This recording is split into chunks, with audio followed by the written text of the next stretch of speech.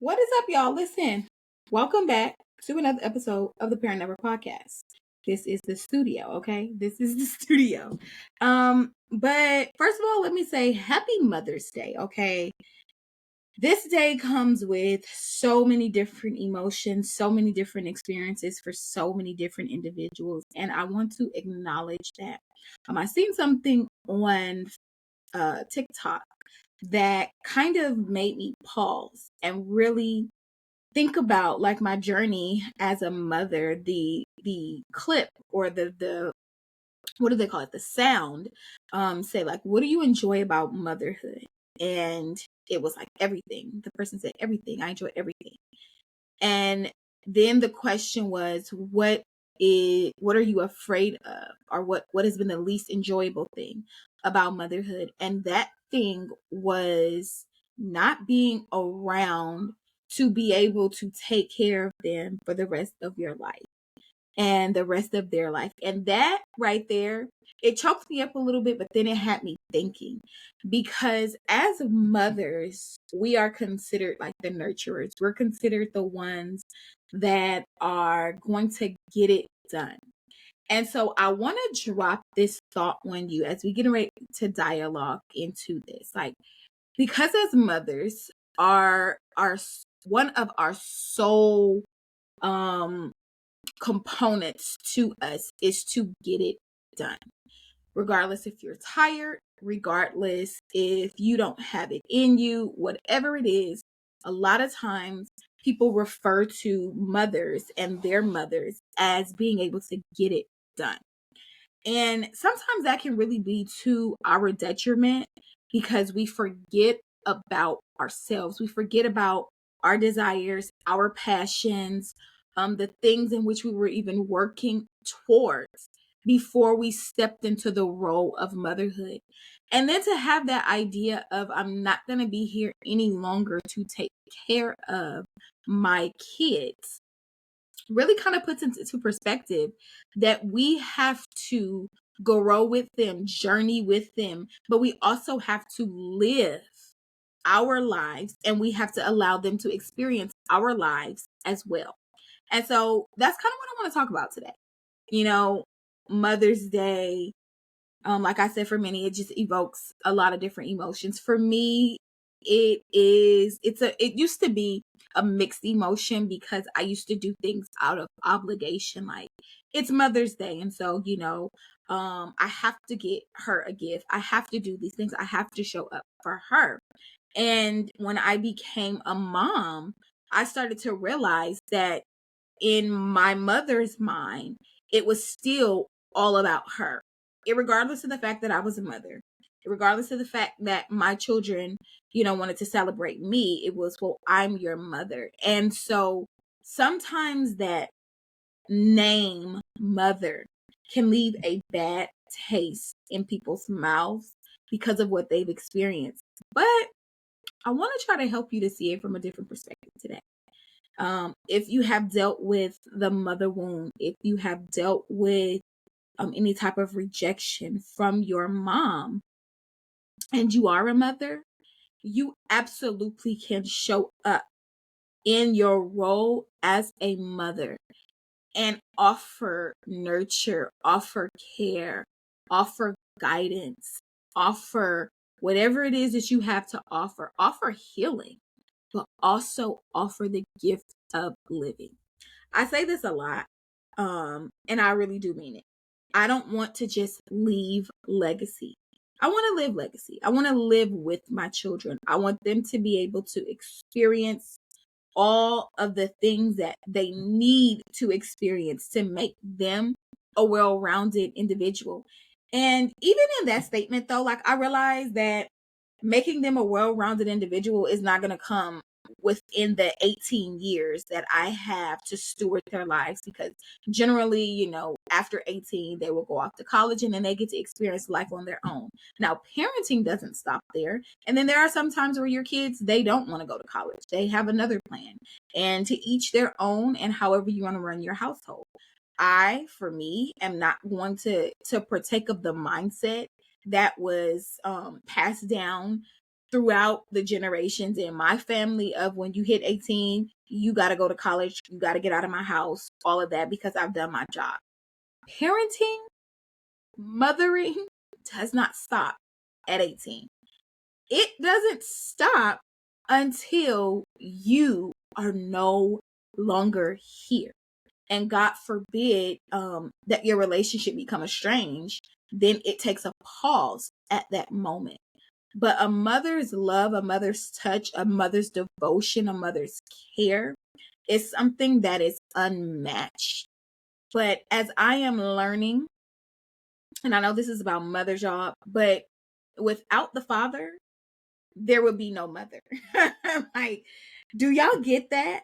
Without the father, there would be no mother because there would be no children. And so when we think about parenting, this is why this podcast is for parents, not just moms. But I'm just addressing mothers today because it is Mother's Day. As we learn to navigate life, as we learn to navigate our healing journey, our emotions, our shortcomings, acknowledging those things, acknowledging where we are weak. Because you know what? Like, I don't know about in y'all household, but in my household, when I was growing up, it was deemed as a weakness to show that you were weak, to show that you were tired, to show that you didn't have it all together. Now, what I am breaking is that stigma that because I'm mom, I'm going to do it all.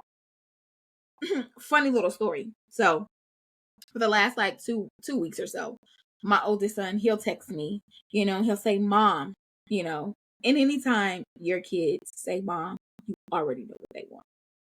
Some money, they want something. So he texts me, Mom. So I'm like, what do you want? So I read the message and he says, can you send me $10, so I could get something to eat? Now I know his dad gives him money. Now how he chooses to steward that money is on him. But again, because again, I'm mom, I'm the parent, I'm not going to let him be hungry, even if he is bluffing me, right? So I said, send you $10. Okay. I have $9.95. You need to figure out the rest. And he started laughing and I laughed too because I thought that was so funny. But I share that to say we can't always show up and fix everything. And if we don't start leaving little markers and tracers of, I've given you this and this is how you handled it, so then let me show you another way on how you can handle it differently. Then when it is time for us to transition, when it is time for us to move on in another way, in another part of our role as a mother, it can become detrimental to the child. This is why living legacy out with them, in my opinion, I think it is going to equip them even the more to be able to live their life to the fullest and to really execute the purpose that God has for them, because they see me walking that purpose out. It's not always pretty. It's not always easy. It has its joys. It has its woes. It has its moments of get somebody else to do it. It has all of those things.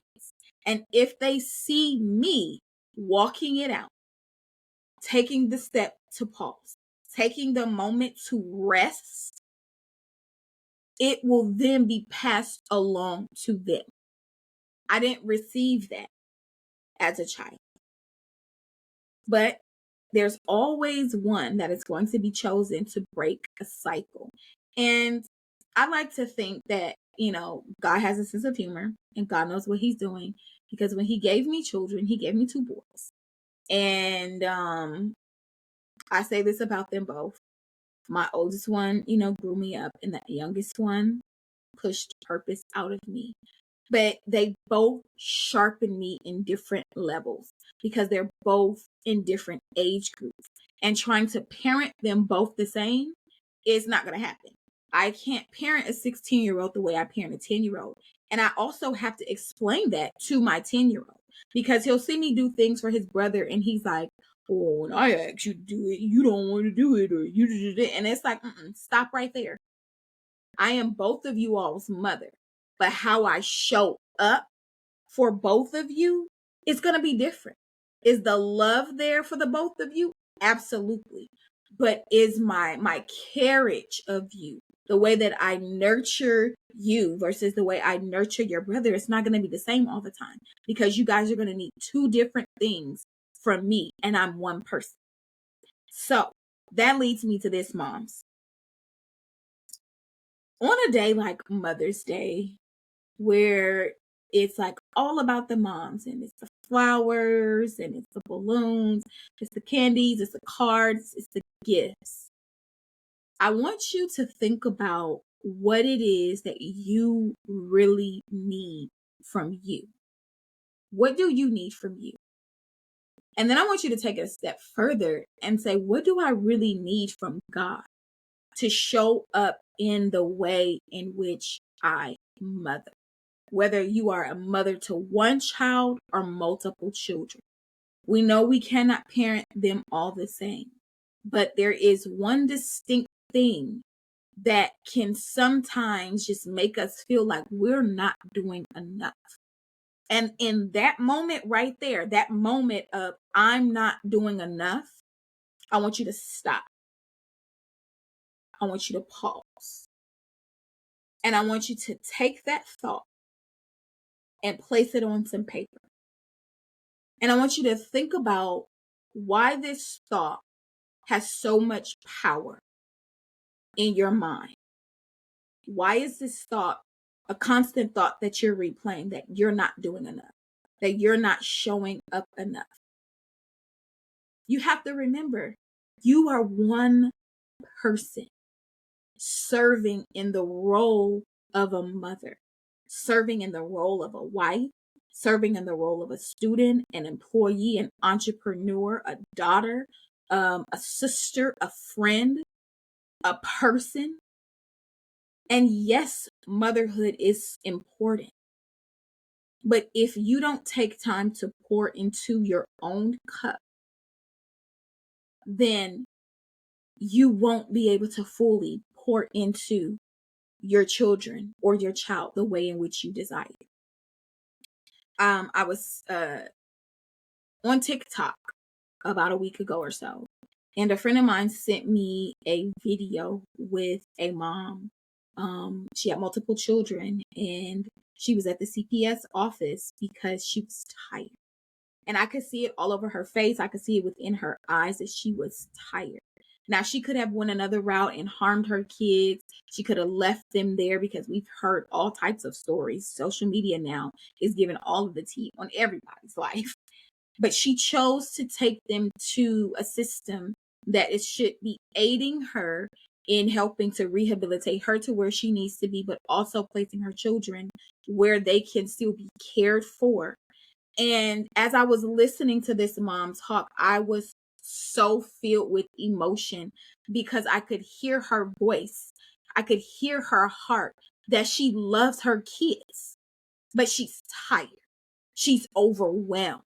She's whelmed, underwhelmed, anything burnt out, exhausted, whatever adjective you can think of, she is experiencing it. And this is one of the things that I teach about, especially in the Parent Hub membership, is that we have to take time for ourselves every week. Okay. Not just on our birthday, not just on Mother's Day, but we have to create time to care for us because we know as a mom, when we're on edge and when we get on edge, it is not pretty. And so for us, learning, what gets us to that place is a part of self-awareness. And so I'm challenging us today on Mother's Day, on this episode, to take care of you internally, not the aesthetics. Y'all see, I got my hair done. Yes, because it's a part of my self-care routine. But also, what's a part of my self-care routine? More than I go get my hair done, I'm checking in with myself. I'm journaling. I'm checking in with my children. I asked my youngest son recently, I said, "Do you think I'm a good mom?" And it kind of took him aback because it was just out of the blue, just I was cleaning up, straightening up some things, and just randomly asked him because I want to hear your raw answer.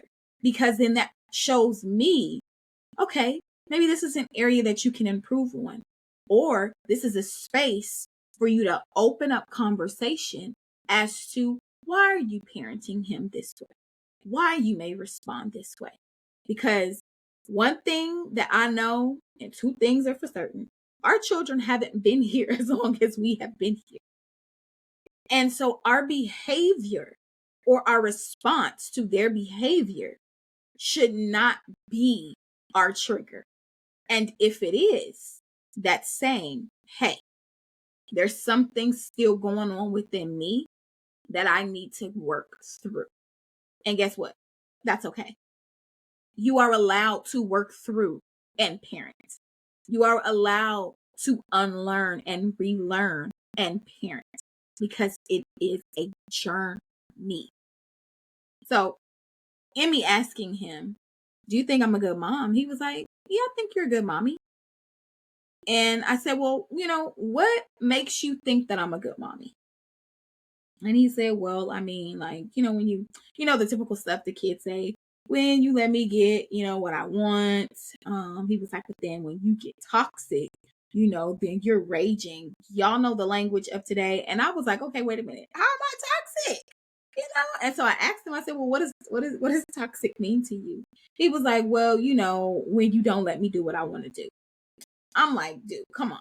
I'm trying to have a little, Q&A with you. But he told me this. He said, "When you don't give me what I want, it makes me learn how to either work for it or ask somebody else." And I was rolling with the first answer of working for it. But I mean, listen, you do what you got to do, bro. If you got to ask somebody else, hopefully they say no to you too, because y'all know how like grandparents do stuff. And they try to go behind our backs. But, I believe though that this Mother's Day is going to be different.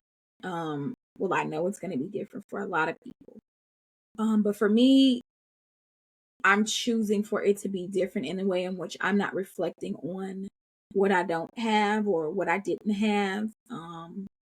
But I'm reflective of what is and what I'm creating and what God is allowing me to even reap the benefits of. Because as parents, we plant so many seeds into our children. And this is not just specifically for moms, just parents, fathers plant so many seeds. We plant seeds into our children. And sometimes we don't think that there's going to be a return on our investment, that ROI that we are looking for instantaneously. It's not always going to happen instantaneously. And I've had to learn that. Ashley, you get to plant. Or in this case, you may be watering something that another person planted. But believe that you're going to see the evidence, the fruit, the manifestation of what you planted in your children. And I can without a doubt say that over the course of the 17 years that I've been parenting, I am seeing seeds in both of my children. And it's not always easy to pause and look for that, but look for that. Even in the smallest things, they hear us more than we realize. So, moms, on this Mother's Day, take a step back and ask yourself, what do I need for me internally? If someone asks you who you are, what would be your response? Don't automatically go to your role, but dig a little bit deeper and figure out who you are outside of the beautiful mother that you are. I want to say happy, happy, happy Mother's Day to all of the moms the aunts, the godmoms, the grandmoms, the glam moms, everyone who is assuming the role of a mother. You are appreciated. You are valued. There is so much in you more than just mothering. And I hope that you dare to believe that, and not just dare to believe that, but then also dare to become it. Until the next time, y'all.